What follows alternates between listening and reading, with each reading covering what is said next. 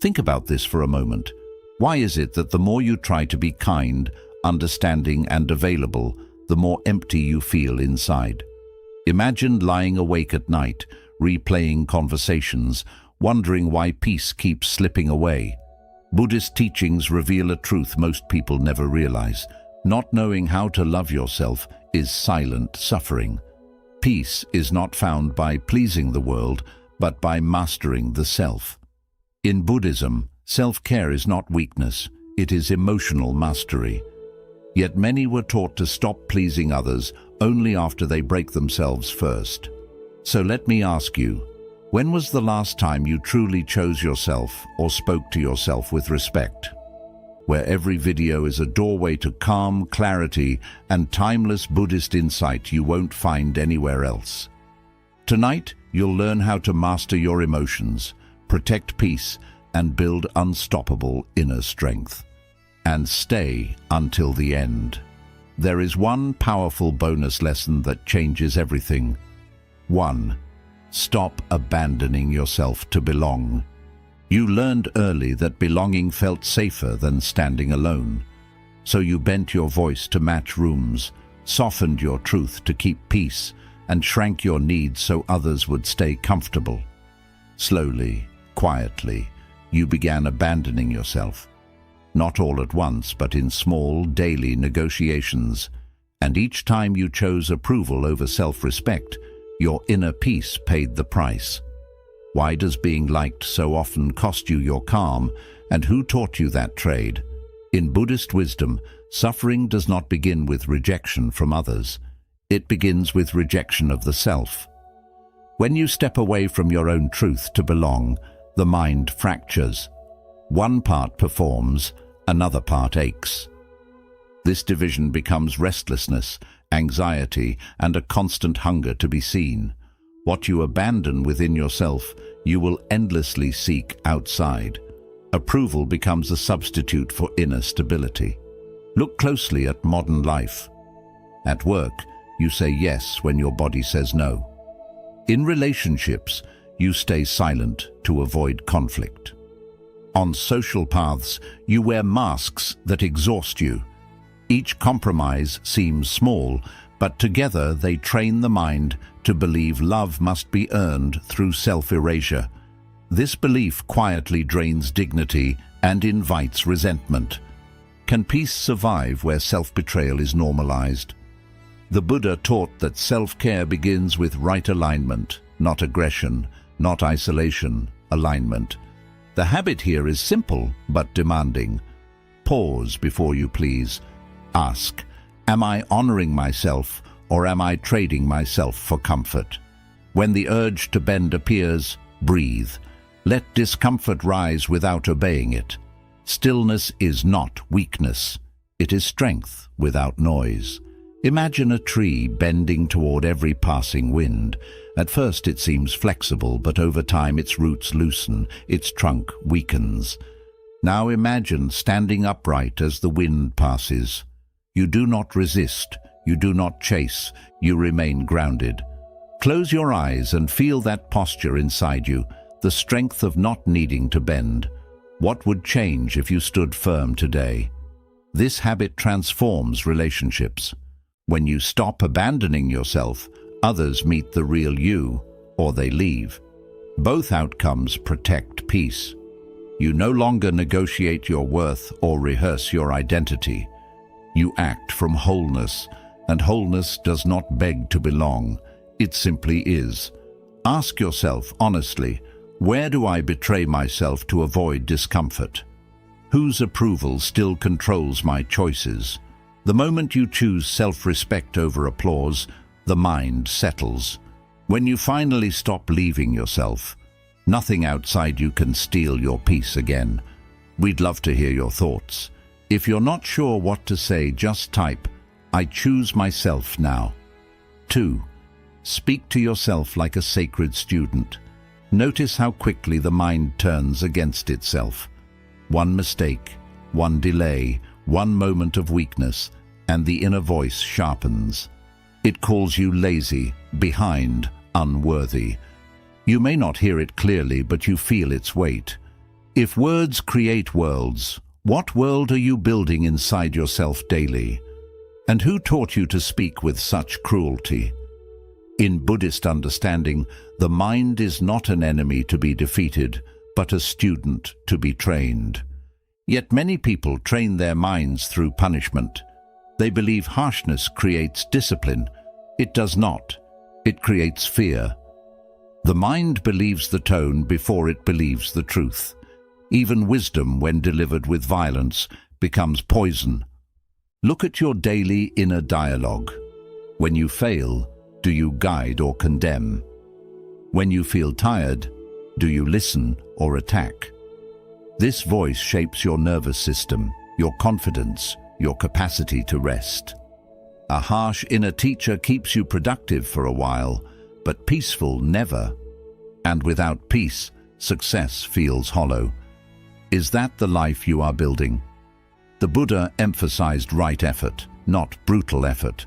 The habit here is inner voice discipline. Before correcting yourself, soften your tone. Replace command with guidance.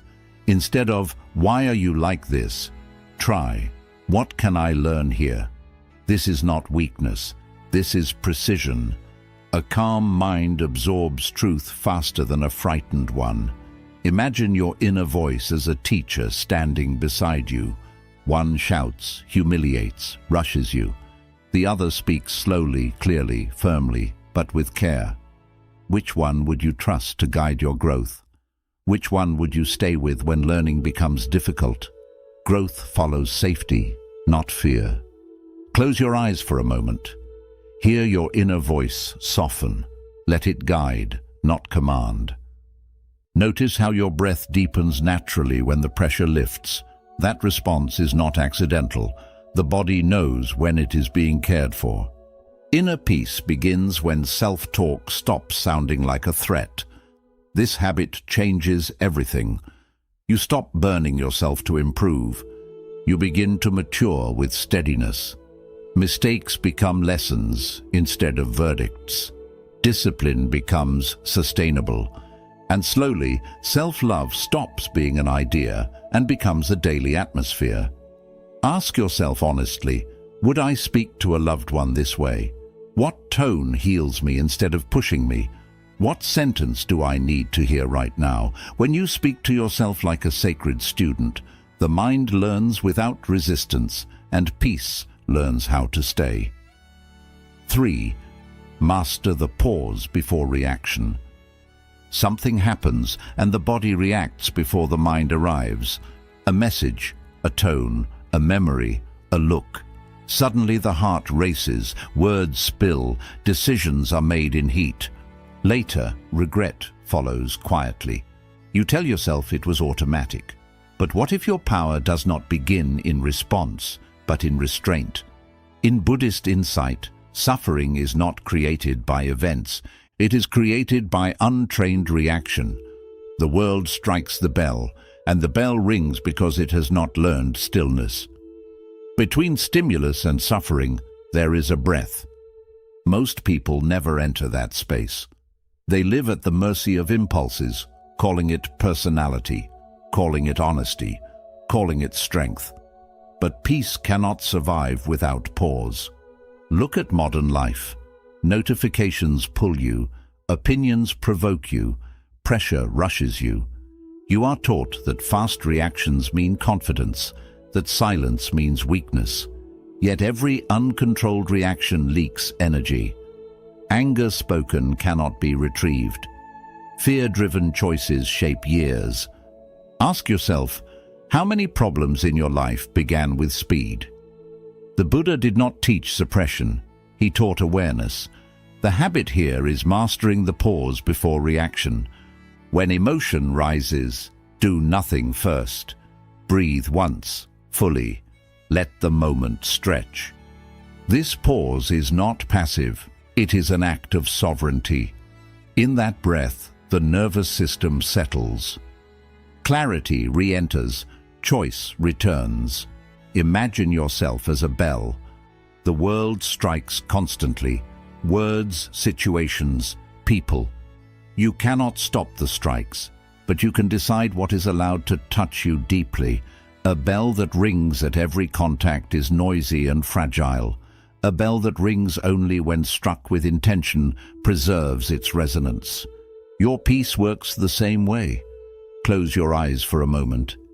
Inhale slowly. Feel the moment widen. Notice how control returns without force. That is emotional stillness. Not coldness, not avoidance, stillness.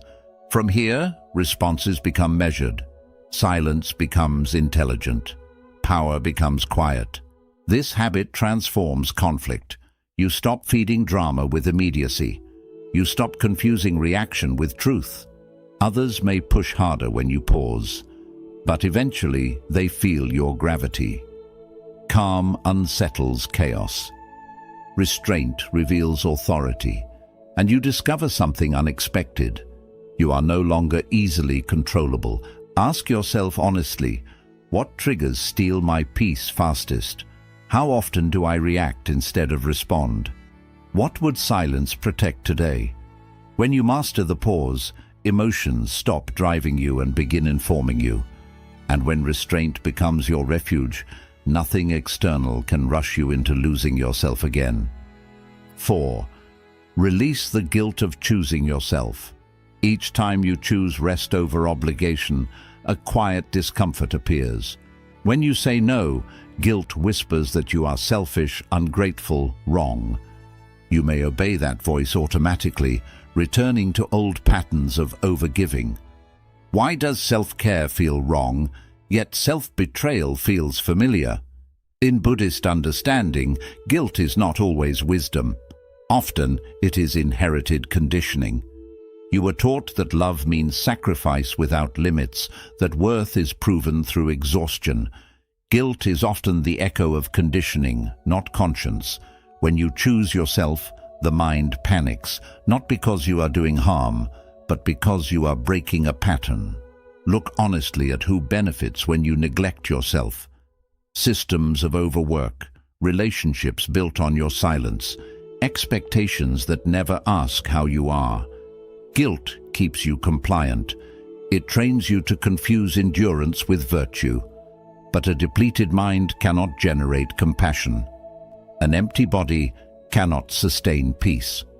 Who taught you that burnout was noble? The Buddha did not praise self-erasure. He taught balance. The habit here is deprogramming pleasing. When guilt arises after choosing yourself, pause. Do not argue with it. Observe it.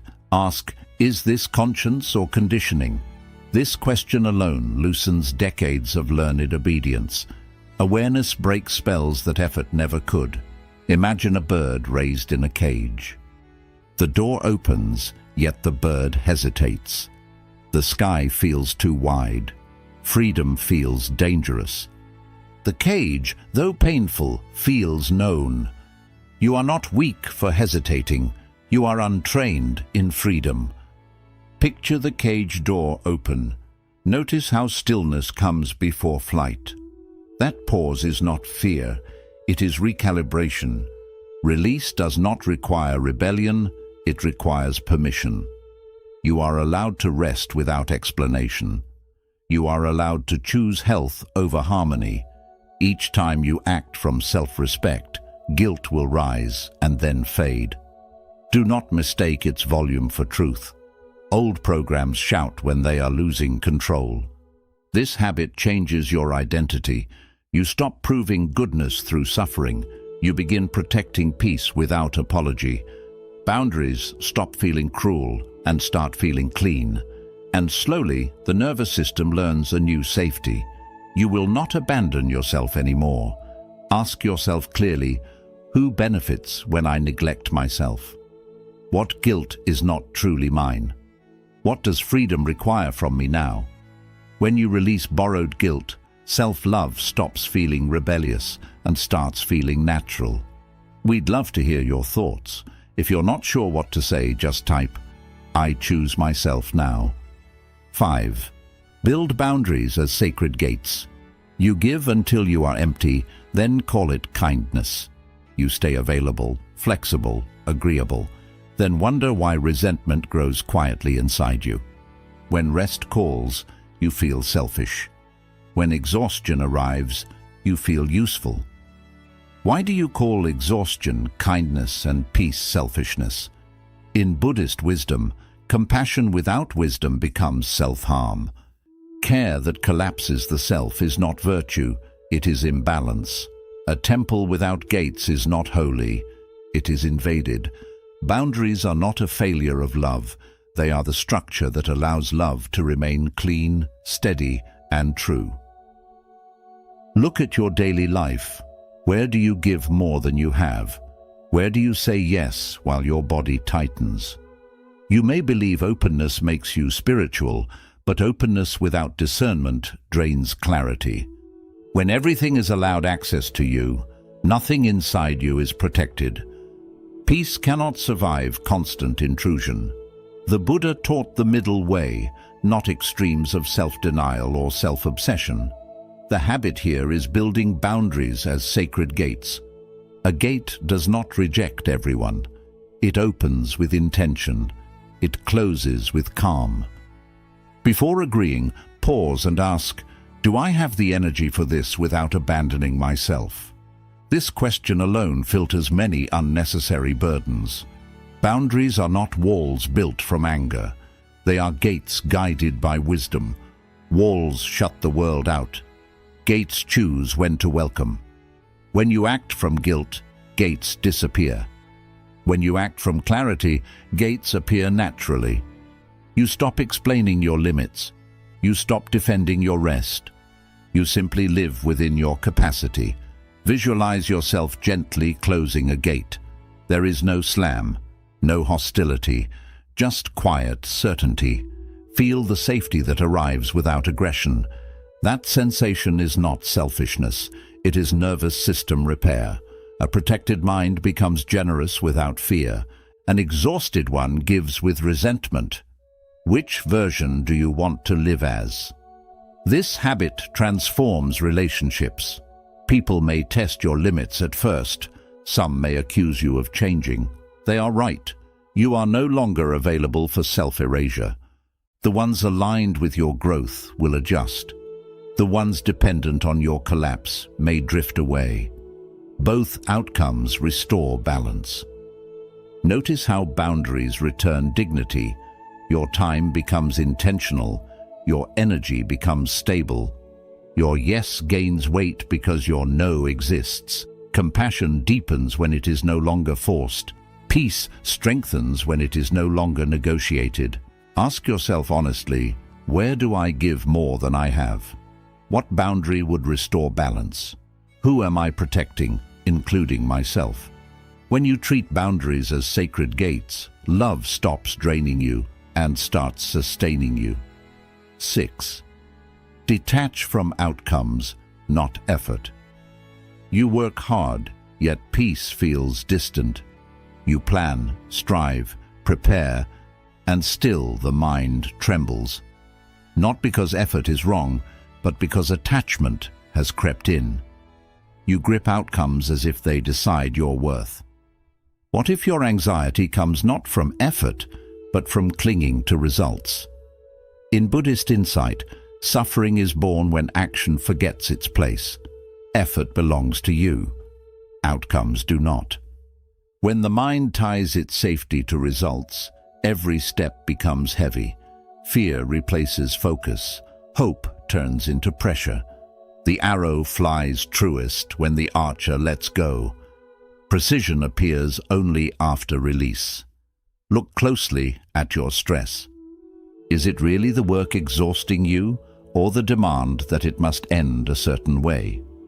You replay futures that have not happened.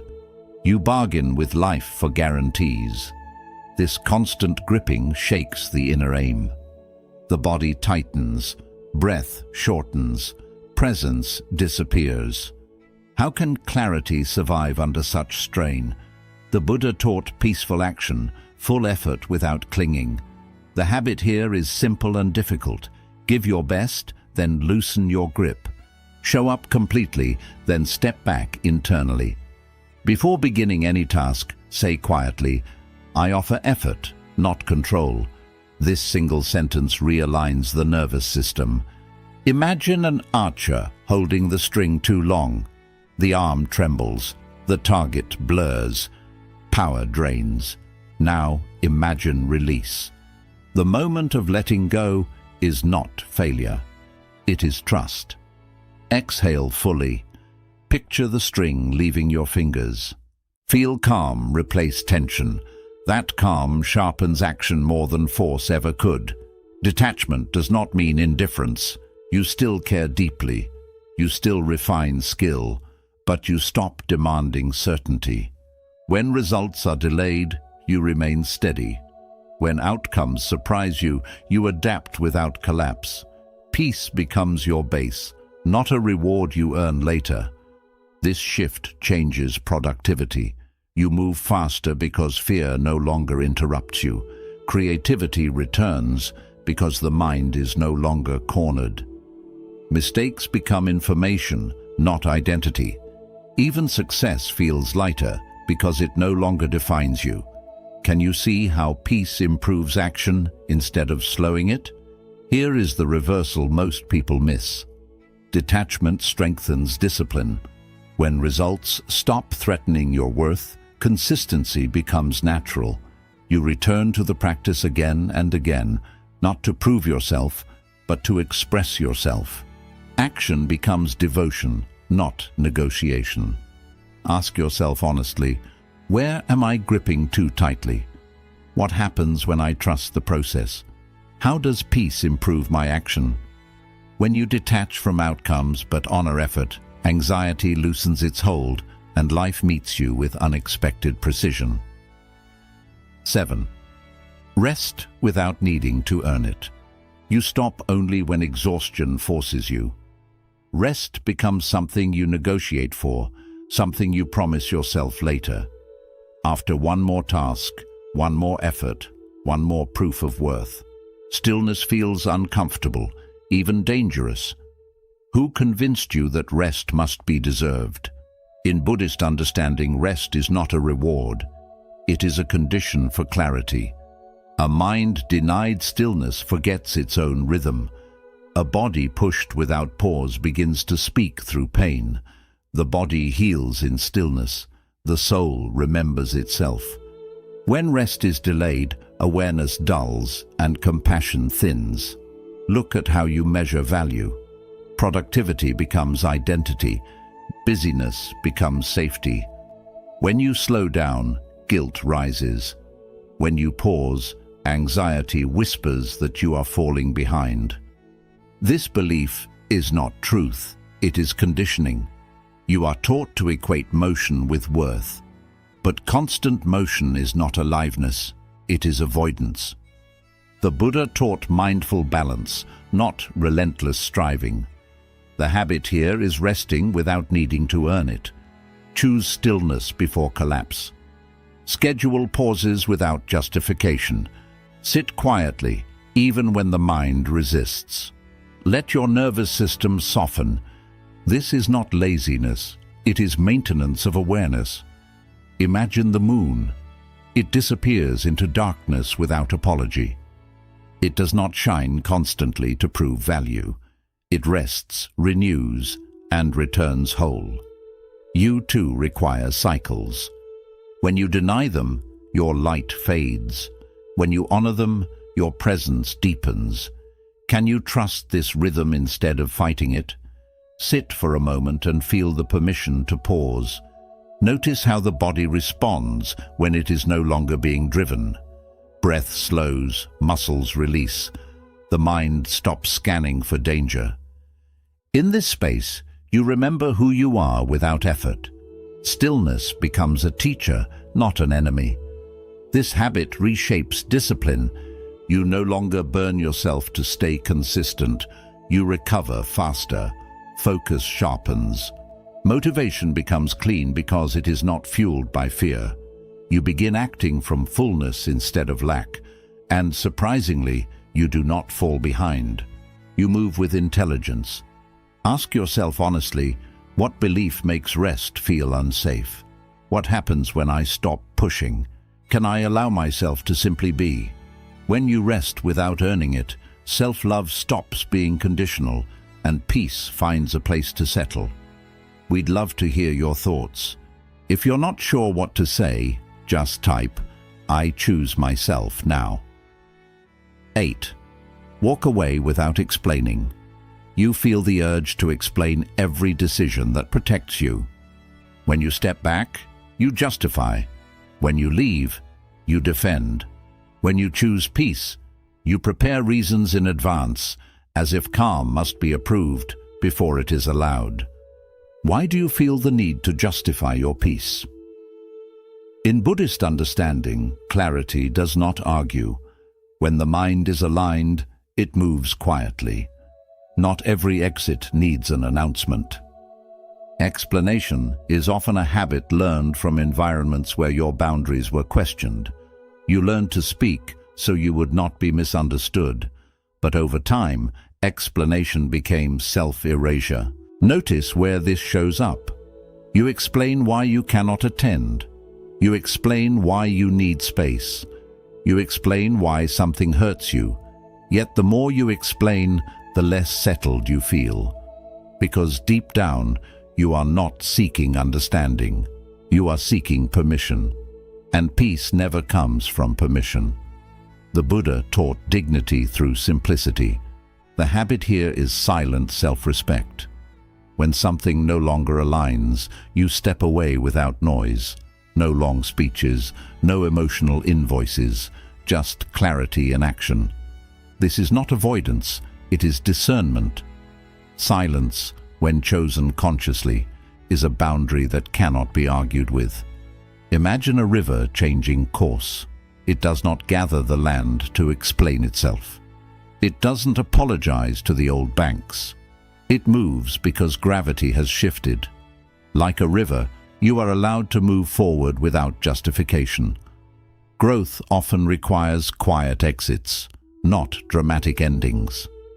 Visualize yourself turning calmly away. No anger, no tension, just a gentle redirection of energy. Notice the relief in your chest when you stop managing other people's reactions. That relief is the nervous system recognizing safety. Over-explaining keeps you entangled. Quiet action sets you free. This habit reveals who respects you. Those who honor your silence will not demand explanations. Those who require constant justification were never aligned with your peace. You are not responsible for managing their discomfort. When you stop explaining, manipulation loses its grip. Pressure dissolves. Authority returns inward. Here is the deeper truth most people resist. Explaining is often fear dressed as kindness. Fear of being judged. Fear of being misunderstood. Fear of being left. Silent self-respect releases that fear. You trust your inner compass more than external validation, and that trust is power. Ask yourself honestly, where do I over-explain? Who doesn't need access anymore? What does quiet strength feel like in my body? When you learn to walk away without explaining, your peace becomes non-negotiable and your self-love becomes visible through action, not words. 9. Let go to return to yourself. You have been holding on for so long that effort feels like identity. You grip roles, expectations, versions of yourself that once protected you, but now exhaust you. The fear is quiet but constant. If you let go, something will collapse. But what if letting go is not loss, but homecoming? In Buddhist wisdom, attachment is not love. It is fear, disguised as loyalty. We cling to what is familiar, even when it harms us, because uncertainty feels threatening. Yet peace does not arrive through control. What leaves was never yours. What stays is you. When something falls away, it is often making space for truth. Look at what you are carrying: old resentments, outgrown identities, relationships sustained by habit, not respect. You call this weight responsibility. But the body knows the truth. It is tired. The mind knows too. It cannot be still while overloaded. Ask yourself honestly, how much of your suffering comes from refusing to release? The Buddha taught detachment not as withdrawal, but as power. The habit here is letting go to return to yourself, not all at once, gently, one grip at a time. Begin by noticing what tightens your chest, what demands constant effort to maintain, what keeps you from resting fully. Awareness loosens what force never could. Think of autumn. A tree does not mourn its leaves, it releases them because holding on would break it. In that release, strength is preserved, roots deepen, trunk steadies. Letting go is not weakness, it is intelligence responding to season. You too are allowed to change seasons. Close your eyes and imagine something heavy falling away, a name, a story, a burden you have carried to feel worthy. Feel the lightness replace effort. That sensation is not emptiness, it is space. And in space, the self returns quietly, without performance. This habit transforms identity. You stop defining yourself by what you endure. You stop clinging to pain to prove depth. When attachments fall, clarity rises. You act with less resistance. You speak with less fear. You move without dragging the past behind you. Peace stops being fragile because it is no longer crowded. Here is the hidden truth.